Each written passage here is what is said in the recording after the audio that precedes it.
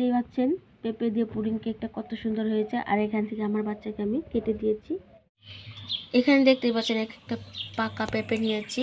আপনারা তো অনেক ধরনের পুডিং কেক তৈরি করছেন, ডাবের পুডিং, লেচুর, আমের। আজকে আমি তৈরি করব পাকা পেঁপে দিয়ে পুডিং কেক। পেঁপেটাকে ভালো করে ধুয়ে ছুলে নিব, সুন্দরভাবে কেটে নিচ্ছি। দেখুন কত সুন্দর হয়ে পেকেছে। এবার ছুলে নিচ্ছি। পেঁপেটাকে আমি সুন্দরভাবে ছুলে নিয়েছি, আরও একবার আমি ধুয়ে নিচ্ছি।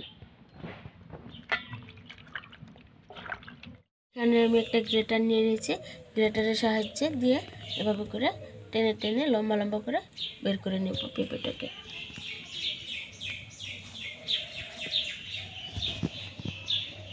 কত সুন্দর হয়ে যাচ্ছে।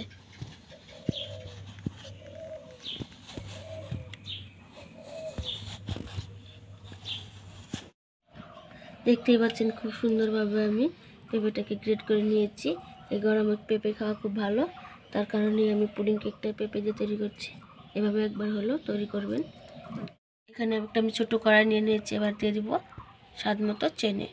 আপনার পছন্দের মতো আপনারা দিবেন।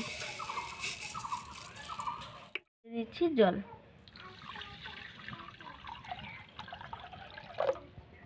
এবার দিয়ে দিব আগার আগার পাউডার।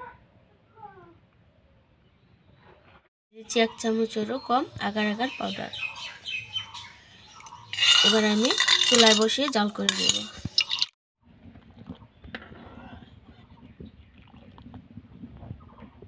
জলটাকে আমি 2 একবার ফুটিয়ে নিব, তারপরেই নামিয়ে নেব। এই জলটাকে আমি সুন্দরভাবে ফুটিয়ে নিয়েছি।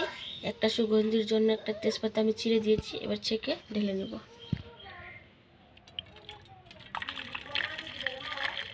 এবার আমি পেঁপেটা পুডিংয়ের উপরে দিয়ে দিচ্ছি।